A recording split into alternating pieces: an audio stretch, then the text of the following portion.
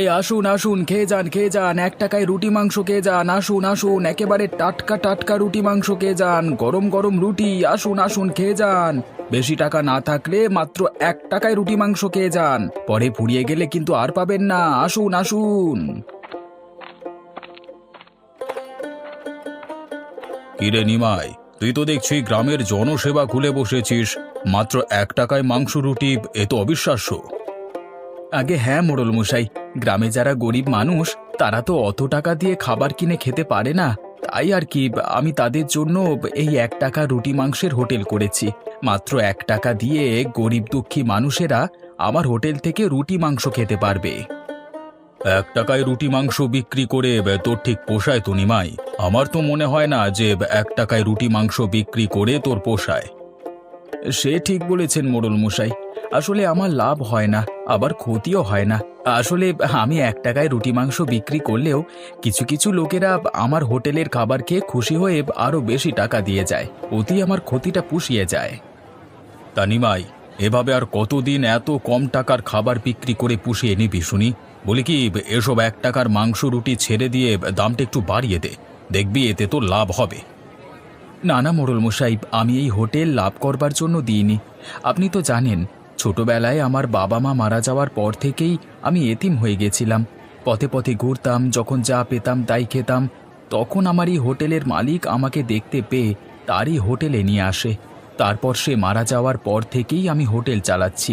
তিনি মারা যাওয়ার আগে আমাকে বলে গিয়েছেন আমি যেন এই 1 টাকায় মাংস রুটির দাম কখনো না বাড়াই। কিন্তু নিমাই, বুড়োটা তো এখন আর বেঁচে নেই। ওসব বুড়োর কথা আর কতকাল মানবি শুনি? বাজারে তো সব জিনিসপত্রের দাম বেড়েছে। এসবের সাথে একটু মানিয়ে নিয়ে মাংস রুটির দামটা একটু বাড়া, নইলে কখন যে তোর 1 টাকার মাংস রুটির হোটেল বন্ধ হয়ে যাবে কে জানে।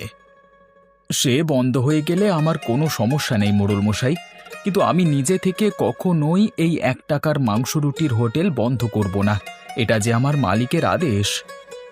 হয়েছে তোর মালিকের আদেশ পালন, এখন আমাকে 1 টাকায় মাংস রুটি দে তো। তোর হোটেলের খাবারটা খুব মজার হয় বুঝলি, না খেয়েও থাকতে পারি না, আর যদিও দামটা খুব কম রাখিস। ঠিক আছে, আপনি তাহলে ওই টেবিলে গিয়ে বসুন, আমি এখনই কানাইকে দিয়ে আপনার ওখানে মাংস রুটি পাঠিয়ে দিচ্ছি।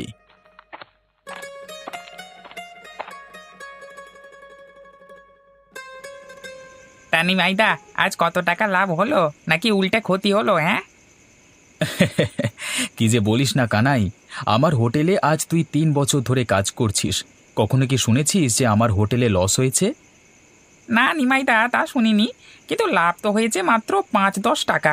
ওটাকে কি লাভ বলে? প্রতিদিন আমার 5-10 টাকা লাভ হলেই হলো। আমি তো এই হোটেল লাভ করবার জন্য দিইনি কানাই, তুই তো জানিস এই হোটেলটা আমার মালিকের ছিল। সে আমাকে বলে গিয়েছিল সব সময় যেন আমি এই হোটেলে 1 টাকায় মাংস রুটি বিক্রি করি, আর তাই লাভ লসের হিসেব না করেই আমি ওই 1 টাকায় মাংস রুটি বিক্রি করি। কিন্তু এভাবে আর কতদিন নিমাইদা? আমাদের ভবিষ্যৎ নিয়েও তো কিছু একটা ভাবতে হবে।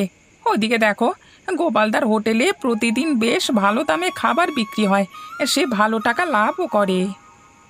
দেখ কানাই, তোকে আগেই বলেছি এই হোটেল আমাদের লাভ করবার জন্য না, সেটা তুই কি বারে বারে ভুলে যাচ্ছিস? এই যে বাবা, শুনছো? এখানে নাকি 1 টাকার মাংস রুটি পাওয়া যায়। আমার যে খুব ক্ষুধা পেয়েছে, তাই আমি ওই 1 টাকার মাংস রুটি খেতে এসেছি। আমার কাছে যে এর বেশি টাকাও নেই। আহা বুড়িমা, তুমি তো অসময় এসেছো গো। এই সময় তো আমরা হোটেলটা বন্ধ করে দিই গো। হ্যাঁ, তুমি কালকে সকালে বা দুপুরে আসলে 1 টাকায় মাংস রুটি কিনে খেতে পারবে। কিন্তু এখন তো মাংস রুটি কিছুই হবে না, আর এখন তো মাংস রুটি কিছুই আর হোটেলে বেঁচে নেই। কি সব বলছো বাবা? এদিকে যে আমার খুব খিদে পেয়েছে। আজ কতদিন হলো পেট পুড়ে খাওয়া হয় না। ভাবলাম আজ তোমাদের হোটেলে 1 টাকায় মাংস রুটি খাবো, কিন্তু এসে তো দেখছি তোমাদের সব খাবার বিক্রি করা শেষ। এই কানাই, বুড়িমার বুঝি অনেক খিদে পেয়েছে। শোন, আমার রাতের যে খাবারটা আছে না, ওই খাবারটা বুড়িমাকে দিয়ে দে। রাতের খাবারটা বুড়িমাকে দিয়ে দিলে তুমি কি খাবে নিমাইদা?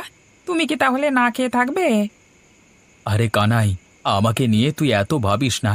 ছোটবেলায় আমি অনেক না খেয়ে থেকেছি, তাই না খেয়ে থাকবার কষ্টটা আমি ভালো মতোই বুঝি।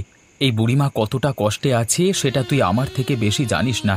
আমি একদিন রাতে না খেলেও কোনো সমস্যা হবে না, কিন্তু এই বুড়িমা কয়েকদিন হলো না খেয়ে আছে, তার যে খেতেই হবে। যা, তুই আমার খাবারটা নিয়ে আয়। আচ্ছা ঠিক আছে নিমাইদা, আমি তাহলে এখনই যাচ্ছি। বুড়িমা, আপনি ওই টেবিলে গিয়ে বসুন, হ্যাঁ, আমি আপনাকে ওই টেবিলে খাবারটা দিচ্ছি। ঠিক আছে বাবা, ঠিক আছে, তুমি তাহলে খাবারটা নিয়ে এসো।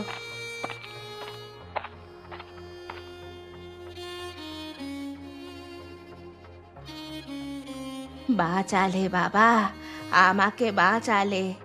আমার যে খুব খিদে পেয়েছিল, এই খাবারটা না পেলে মনে হয়েছিল আমি আজ মরেই যাব।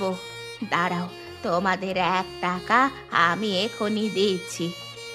আরে না না বুড়িমা, তোমার ওই 1 টাকা এখন আমার আর লাগবে না। তুমি তো আমার হোটেল থেকে খাওনি, ওই খাবারটা তুমি খেয়েছো আমার ভাগ থেকে, তাই তোমার কাছ থেকে আমি কোনো টাকা নেব না। বলো কি বাবা, আমাকে মাংস রুটি খাইয়ে 1 টাকাও নেবে না? না বুড়িমা, ওই 1 টাকা তুমি রেখে দাও। আর কালকে যখন আমরা আবার হোটেল চালু করব না, তখন এসে আবার 1 টাকার মাংস রুটি খেয়ে যেও। আচ্ছা ঠিক আছে।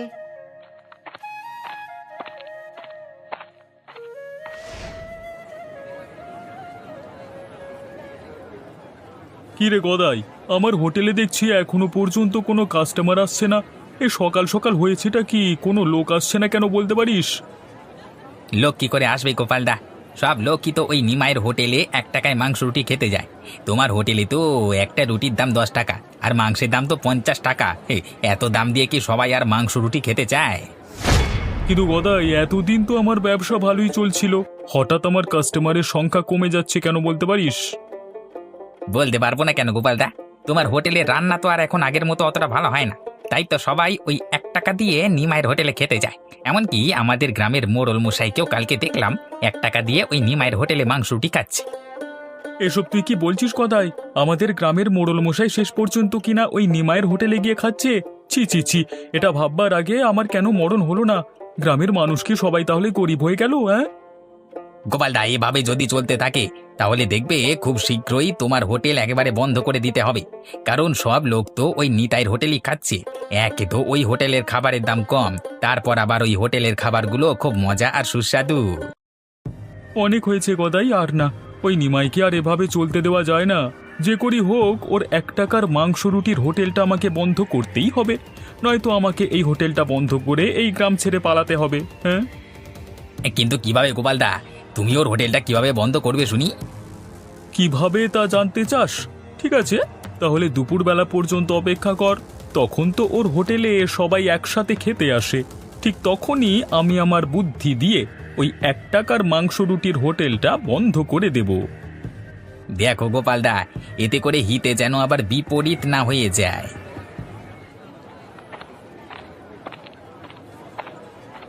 আরে এই বেটা নিমাই, তোর এই 1 টাকা রুটি মাংসের হোটেলটা এখনই বন্ধ কর। তোর এই হোটেলের খাবারে ভেজাল আছে। কী সব বলছো গোপালদা? আমার হোটেলের খাবার আবার ভেজাল থাকবে? হ্যাঁ, তোর হোটেলের খাবারে ভেজাল নিশ্চয়ই আছে, নয়তো তুই এত কম টাকায় কিভাবে খাবার বিক্রি করছিস শুনি? বলি কি, বাজারে জিনিসপত্রের দাম তো কম নয়। দেখো গোপালদা, আমি আমার হোটেলে কোনো খাবারে ভেজাল মেশাই না, আর হোটেলে যেসব প্রয়োজন সব কিছুই আমি বাজারের দোকান থেকে ন্যায্য দামে কিনে আনি। না না, তোর এসব কথা আমি কিছুতেই বিশ্বাস করি না। তুই তো জানিস বাজারে মাংসের দাম কত টাকা করে কিলো। হ্যাঁ, কেন জানবো না। মাংসের কিলো 250 টাকা, আর আমি বাজার থেকে 250 টাকা করেই কিলো মাংস এনে হোটেলে বিক্রি করি। না না, তুই নিশ্চয়ই কোনো মরা পশুর মাংস বিক্রি করিস, নয়তো এত কম টাকায় মাংস রুটি বিক্রি করে তোর তো লাভ হওয়ার কথা না। দেখো গোপালদা, আমি যা বলছি তা ঠিক কথাই বলছি। আমি যে দোকান থেকে মুদির মাল আনি তাকে গিয়ে জিজ্ঞাসা করো, আর যার কাছ থেকে মাংস কিনে আনি তাকেও চাইলে জিজ্ঞাসা করতে পারো। হ্যাঁ ঠিক আছে, তাই হবে। তাহলে চল গিয়ে দেখি তুই কার দোকান থেকে মুদির মালামাল আর কার দোকান থেকে মাংস কিনিস। হ্যাঁ হ্যাঁ, চলো তাহলে, তোমাকে ভালো মতো দেখাচ্ছি।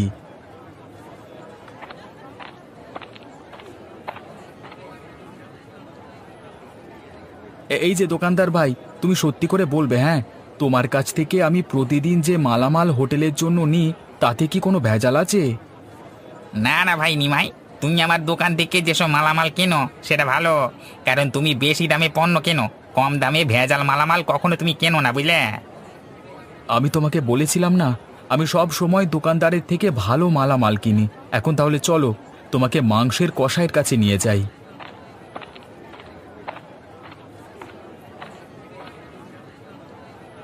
এই যে ভাই কসাই, তুমি সত্যি করে বলবে, তোমার কাছ থেকে আমি প্রতিদিন যে মাংস নিই তাতে কোনো ভেজাল আছে? না ভাই নিমাই, তুমি তো সব সময় আমার কাছ থেকে ভালো মাংসই কেনো, যে মাংসগুলো আবার ওই গোপালদাও কেনে। দেখলে তো গোপালদা, আমি তোমাকে বলেছিলাম না, আমি সব সময় ভালো এবং খাঁটি জিনিসটাই বাজার থেকে হোটেলের পণ্য হিসেবে কিনি। ভাই নিমাই, তুই আমাকে ক্ষমা করে দে ভাই, আমি তোকে না জেনে অনেক মিথ্যে অপবাদ দিয়েছি। আমি বুঝতে পারিনি তুই আসলেই যে সত্যি কথা বলছিস, কিন্তু তুই এত কম টাকায় মাংস রুটি কিভাবে বিক্রি করিস? আসলে আমি মাংস এক টুকরো করে দিই, আর সেই সাথে রুটিগুলো একটু পাতলা করে দিই, আর তাই আমার মাংস রুটি 1 টাকায় বিক্রি করতে কোনো লস হতো না।